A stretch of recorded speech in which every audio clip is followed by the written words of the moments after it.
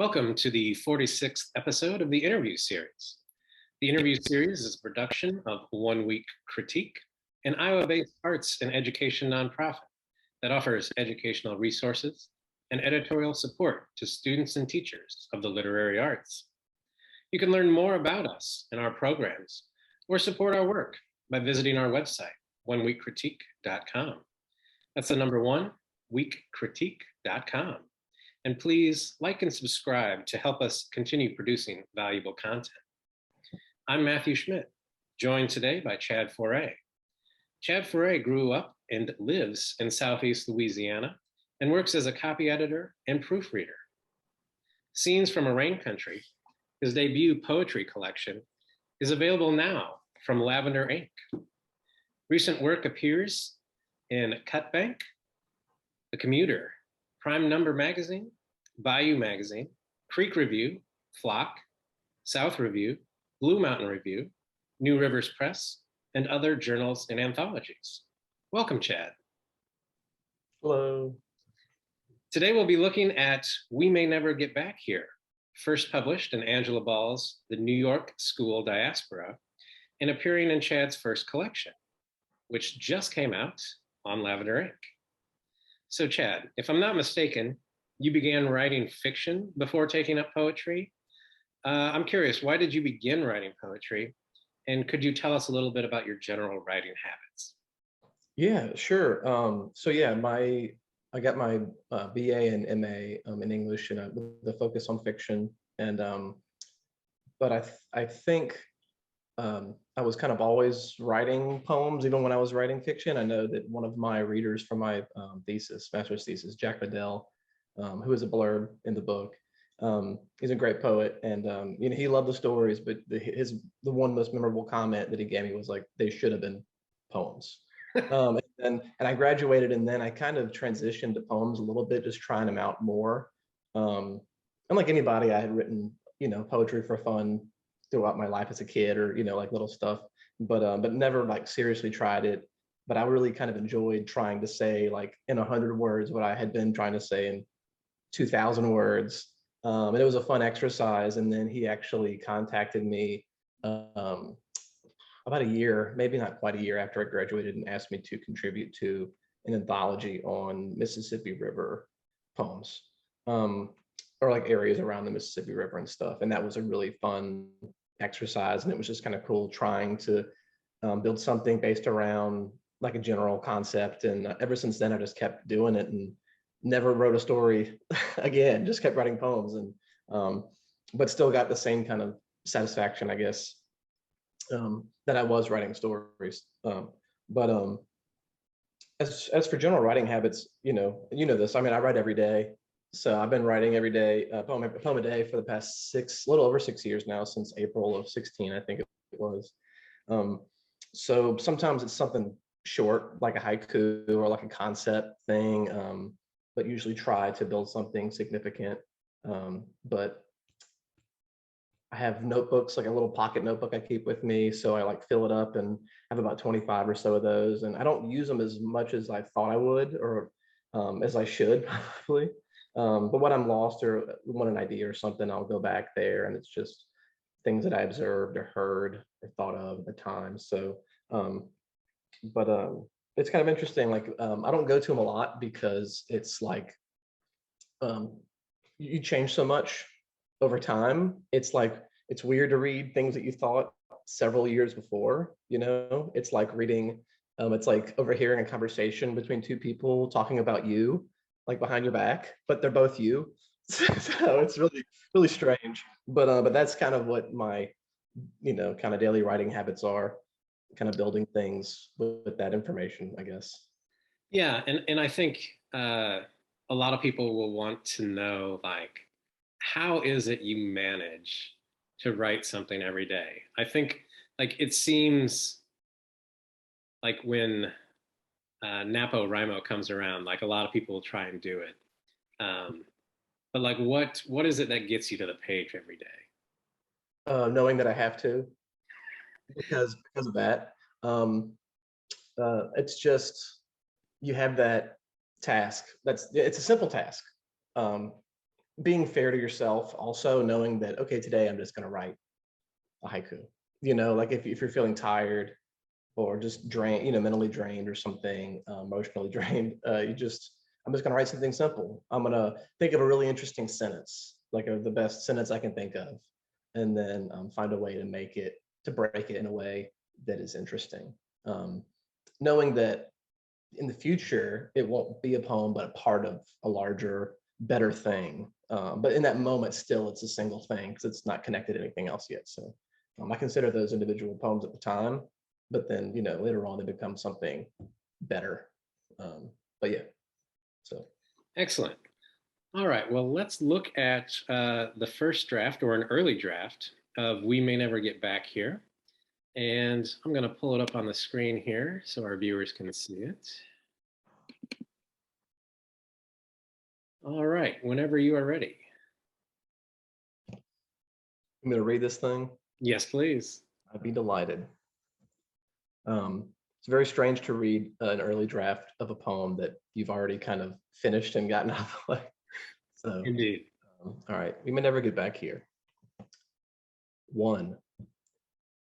Allow yourself some ecstasy or else. There's heaven and there's having soup in half a hat with your back to a birthday. Pity is the currency of sleep pants. I laughed to feed the fireflies.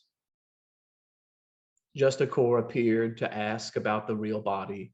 Night roaches, straight razors, eating from the eyes like a record needle. Music carving circles in a mirror, like when you hear a sound or phrase so right you have to hum.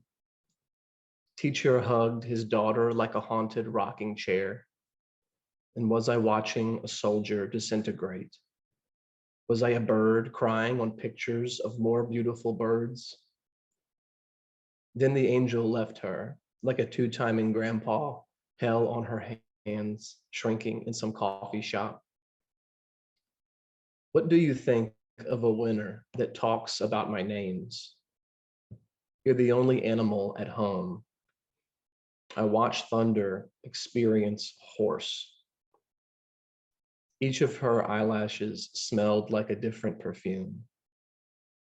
A lot of dogs are waiting to please the paper, wear a sigh, bite the air, the right there.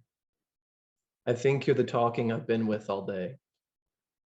I twisted the cigar into a fortress of dust. I was in a taxi with all your time. I am a night animal rolling in the want. The dead are loud. Stay for the morning. You'll like getting born. Aren't you tired up there with your long mind? Perhaps I'll make a noise, a need, a pause in the claw. How deep is the clock? A heavy room is passing through the silence. Turn the clock until the room is yours. You know the trouble of objects that give you no trouble. Here you are. I've always had a feeling that a soldier is standing alone under the lost, falling apart in the facts, killing nothing, just sliding into some heavy snow.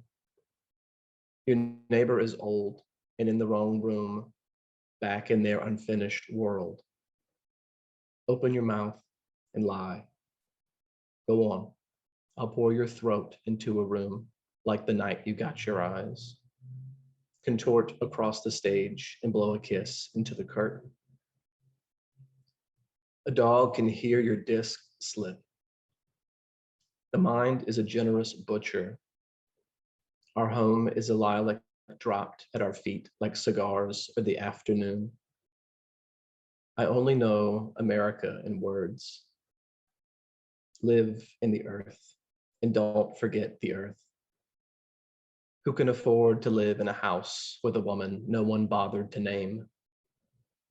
Revere the word apart. You've forgotten me.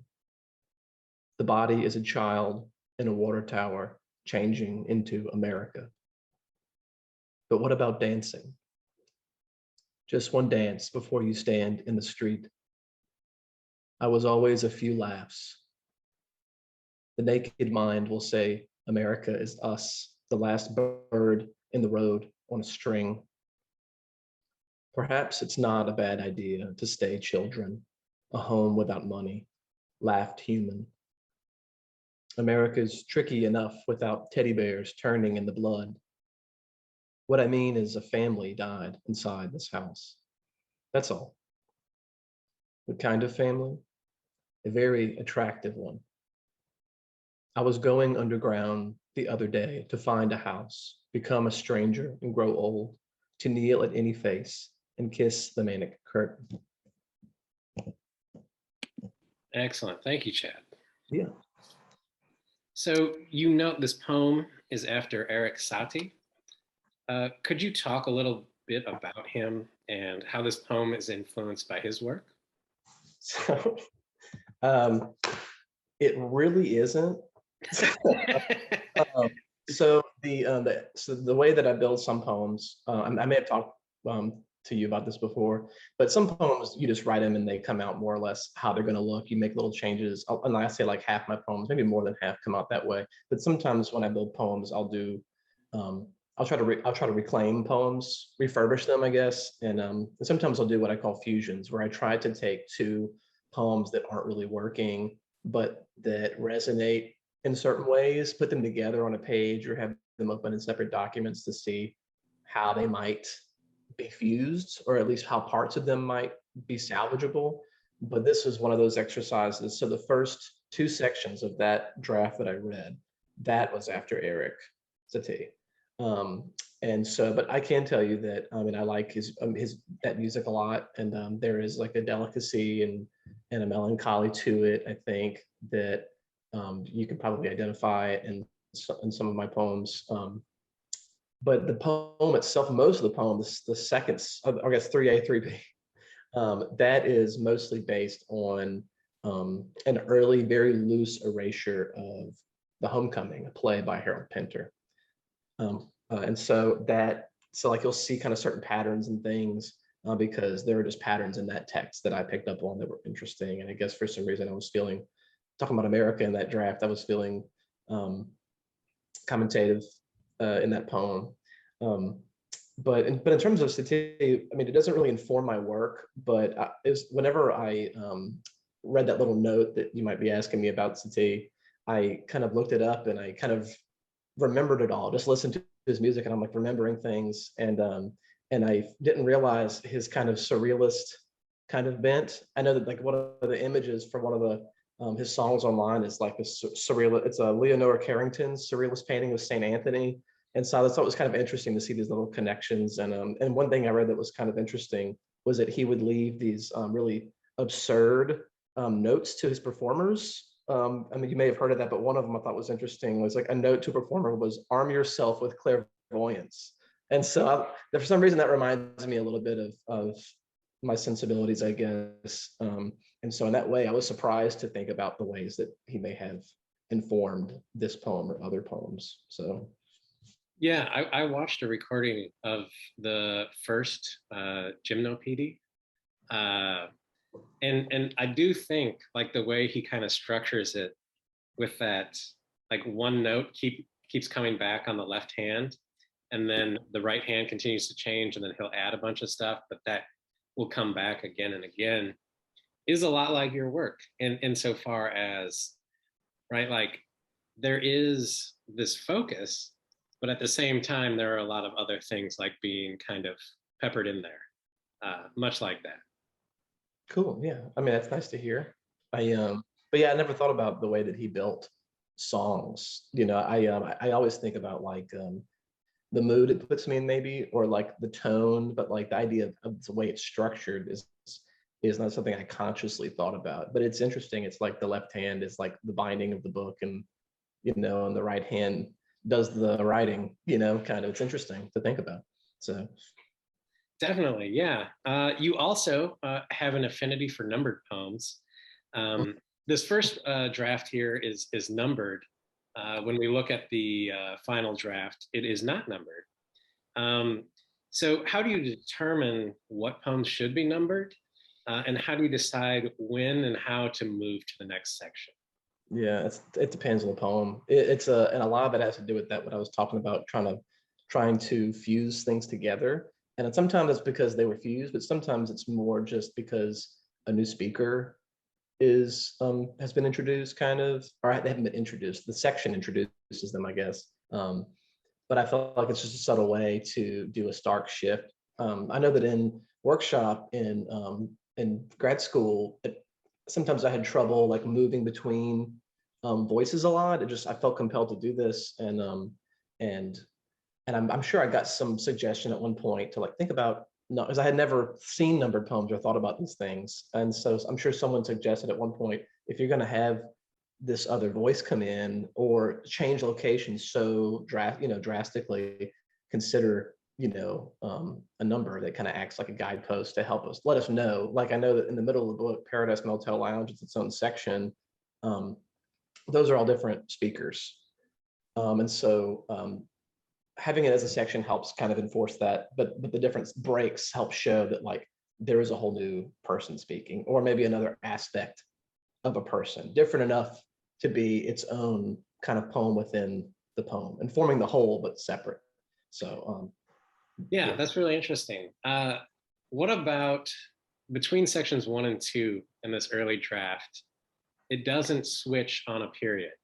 And like this is something I've thought about a lot, and I don't know that I have an answer to in understanding like how or why to do that. What is your thought That's the first time I ever did that. on And that? Okay. and obviously I didn't do it because I took it out of the draft. So I'm actually looking at it now just to kind of see. It just felt, I don't know, it just felt like something like whatever car that you're in, like as the author, like you just drifted to another street almost. Like things like some kind of stark tonal change.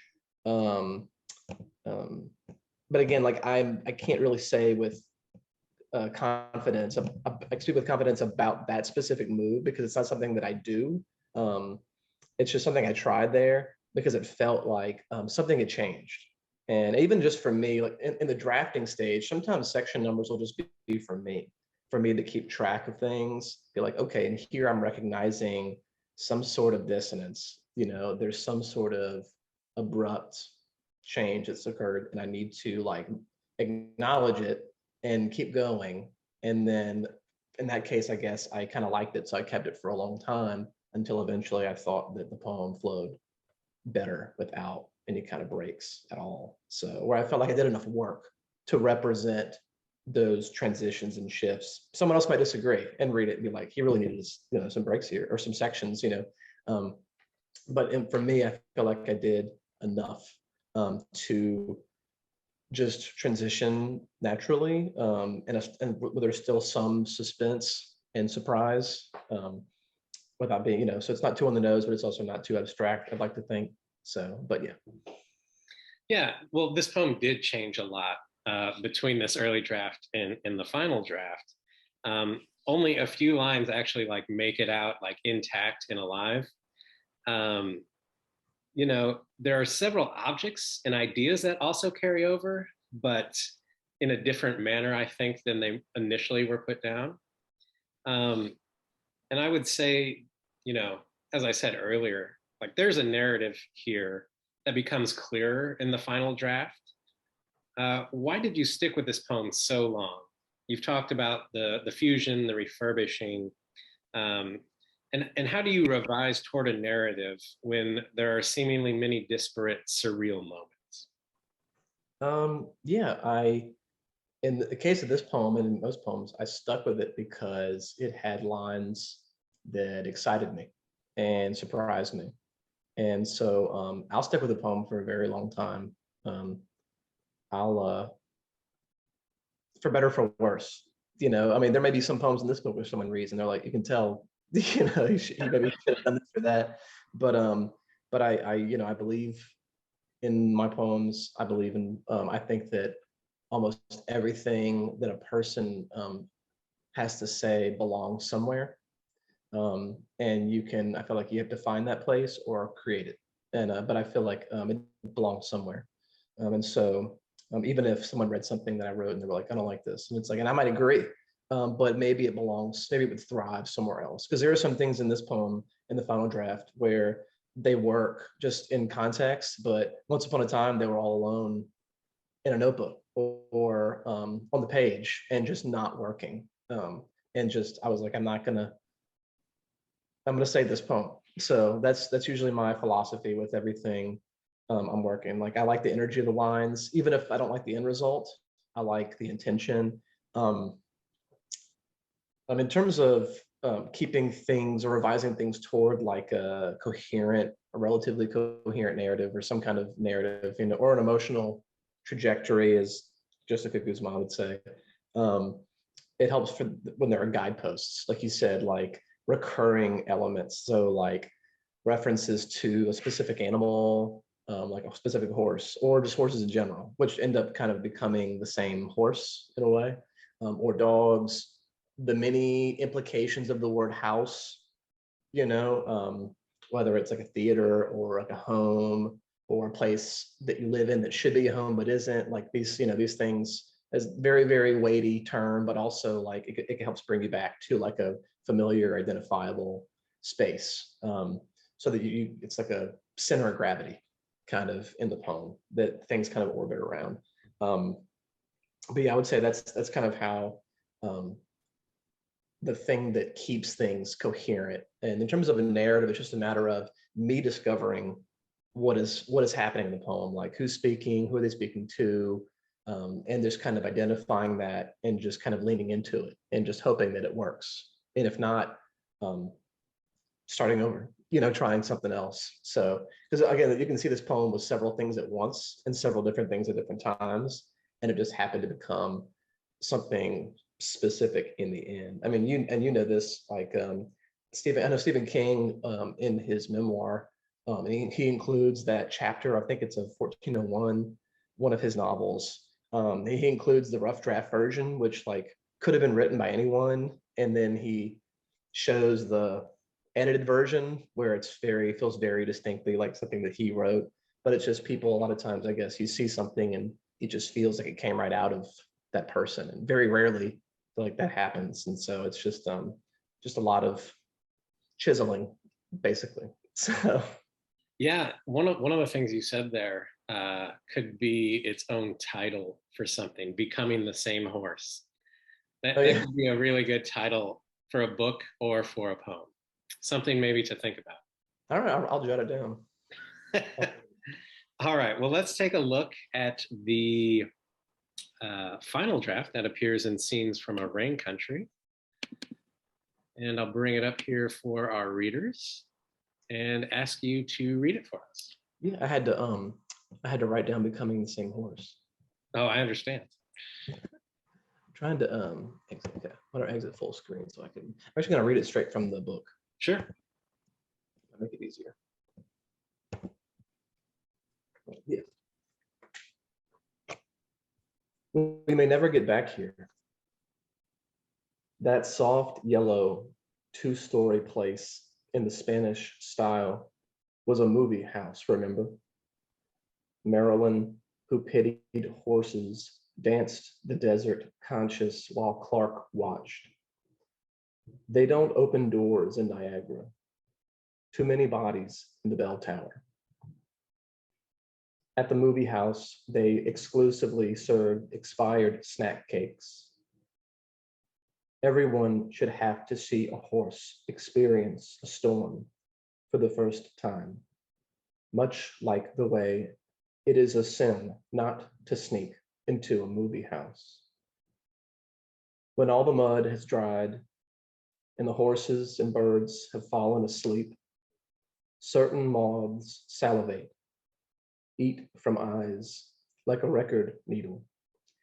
Music carving circles in a mirror, like when you hear a sound or phrase so right you have to hum.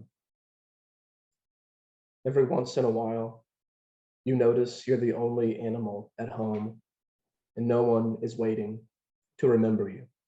And no, there's not a person with a different perfume in each individual eyelash, waiting to be squeezed like honeysuckle, someone you can turn to and say, I think you're the talking I've been with all day. Someone to help you miss a movie house and a dog that lives to bite the air, the right there. Again, I climbed into a taxi with all your time. The dog you don't even own yet hears your disc slip. Our home is a lilac dropped at the feet like cigars or the afternoon. All those fortresses at the mercy of my breathing. Driving by the movie house can turn you confident enough to make a noise. Regret small things like owning one too many clocks. The trouble of objects that give you no trouble. One day, all at once, your neighbors realize they're old and in the wrong room, and I'll just wish I had been there the night you got your eyes. Who wouldn't want their whole life to be a funeral for a movie house? And who can afford to live in a house with a person no one bothered to name? The mind is a generous butcher.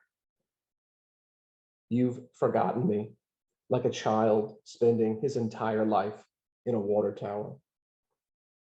At least I was always a laugh. Just one more film before they feed us vacation footage. Perhaps it's not a sad idea to stay children, a home without money, laughed human. What I mean is many families were moved in this house. That's all. What kind of families? Who cares? I was going underground until I touched you. Now I want to be old and realize the room I'm in is not what I meant. When I watch movies, I often think about the time my teacher hugged his daughter like a haunted rocking chair. Had I stepped into a play by Pinter? Was I a bird crying on pictures of more beautiful birds? I think of how the angel left Mary and Luke, like my grandpa left Milda, with hell on her hands, shrinking in some coffee shop. Stay for the morning, I'd say. My wings a torn movie ticket. You'll like getting born. Excellent. Thank you, Chad. Yeah. So we've kind of touched on Harold Pinter, but this poem also includes references to films. When I was trying to think about which films they were, the 1961 film The Misfits with Marilyn Monroe and Clark Gable came up, and the 1953 noir Niagara also was one I thought might be in the poem. There's also reference to the Bible. So I was just thinking about how your work has a number of cultural references and wondering if you use these as kind of like a putting down of a catalog of experiences or as doorways to further inspection. Yeah, I would say both. A catalog, because I know that I love movies. I would say that many of the poems in the book, many of the poems I write are not maybe not ekphrastic, maybe ekphrastish, where they are inspired by something seen, like a piece of art, like an object. Um, and so sometimes, yeah, it's partially just kind of capturing the moment as it happens, but also like a vessel for introspection. They mark a moment that is both involves both looking at and looking within. So like there is this kind of um, dynamic going on. So they're both kind of happening, I think. But very much I'm interested in cultural references and details, especially in this book, movies, obviously about the Bible a lot. Movies, the cover kind of alludes to the looking aspect. It's just an animal's eye cover with other animals gathered around the eye looking into it. So there's a lot of looking implied by the cover, and that's the book has a lot to do with that. That's why I tried to mention movies pretty early in the book. They feature, I would say, at least half the poems in the book. I would say maybe it's overestimated, but it feels that way to me. Um, but yeah, so that it's definitely like it's kind of like you know, in the same way that poetry can be confessional or a form of like diary entry. It's like I saw this movie today and it made me feel this way. That can obviously happen in a poem. So Definitely. Yeah, and your lines also move between the fantastic and the mundane. For example, right, the speaker's wings are torn movie tickets in this poem. And then there's a line like, at least I was always a laugh. What do you think is necessary to move between these polarities within a single poem? I don't always know what's necessary for it to happen. I guess sometimes someone would say it doesn't successfully happen. It depends on the poem. Sometimes, like I said before, it's a pattern of language. Um, Sometimes, as long as they're tonally related, you can get away with saying both. Um, because even the image, because maybe I had the image of this angel, but then I was like, obviously, we're talking about and I just kind of saw it like an angel with movie tickets for wings. I'm like, this is just interesting, and I feel like I could maybe try it. And if someone takes it and publishes it, then maybe it belongs there. Um, which it's just nice to see that kind of work in the poem, or I felt that it did. But just it's it's almost like I guess the mundane and the fantastic are like kind of playing a game of tetherball in the poem, and just and sometimes the ball can fly off and break a window, and maybe that's even better. Maybe that's even better. Maybe that's when the poem succeeds, when a window gets broken. So, but, Very nice. Yeah. I think, a lot of these sentences are also long, winding. They move from a starting point to somewhere far afield, much like, the breaking of a window from a tetherball flown off of its string. Um, and I think this setup asks the mind to wander with the speaker and adds further connections to the narrative. Uh, I was trying to think about like how to describe it. I kind of came up with the spider web,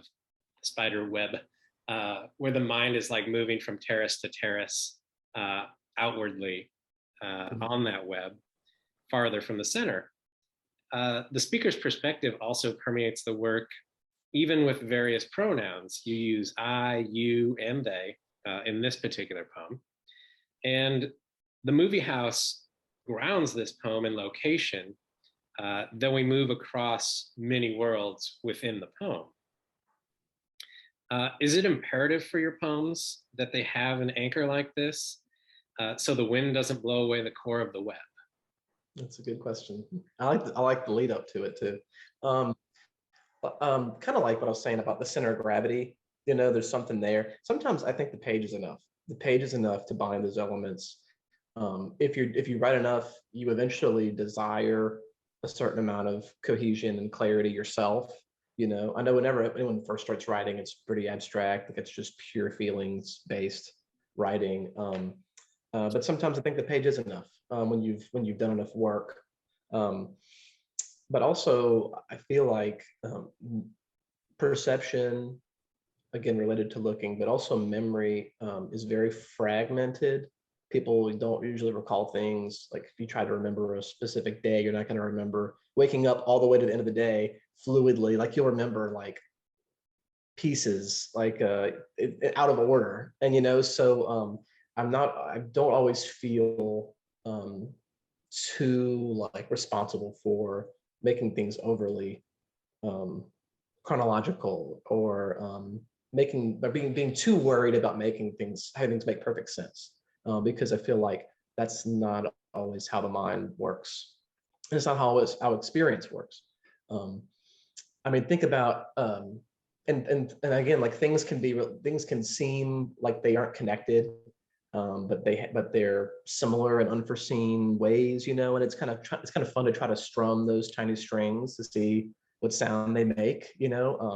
And as I said before, with like building poems, sometimes from separate different poems, it's kind of similar to the way like, things can belong together, even if they don't seem to belong together. Like I think about the way that almost everyone talks about this thing that like they stay up at night. They're like, I should have said this, I should have said that 30 years ago. Why can't that happen in a poem? Like this is your chance to say the thing you wanted to say. So just because you started something 10 years before doesn't mean you can't finish it or begin it. Like maybe you think of a beginning, you know, it could have been that like it took you that long to think of the thing that you were always meant to say or think of. So I would say it isn't always imperative for them to have a specific kind of anchor. Sometimes it just kind of works. But I bet in that case, there is an anchor and I'm just not aware of it. It's an emotional thing binding it. Maybe it's crazy to say that a poem can have an anchor. But again, I think sometimes the page is enough. But also it makes me think of like things touch across time, you know, and so things, it's like when you see an old toy or a photo or some kind of relic and you jump back in time. Sometimes it's not something you even own. You jump back into someone else's time. You know, you imagine something that never truly happened, but it feels real and it feels interesting. And so that's kind of the way I feel like it should be writing and reading stuff. Yeah. So Yeah, man. I think that's really eloquent, actually. I love the idea of remembering the pieces out of order and not feeling responsible for conveying exactly what's in your mind to the reader in a linear fashion because it's not exactly like life, right? Like it's the experience that we have mentally, right, is filled up with all of these different things that we have seen, done, heard, etc. And putting it down on the page like that is really, I think, useful.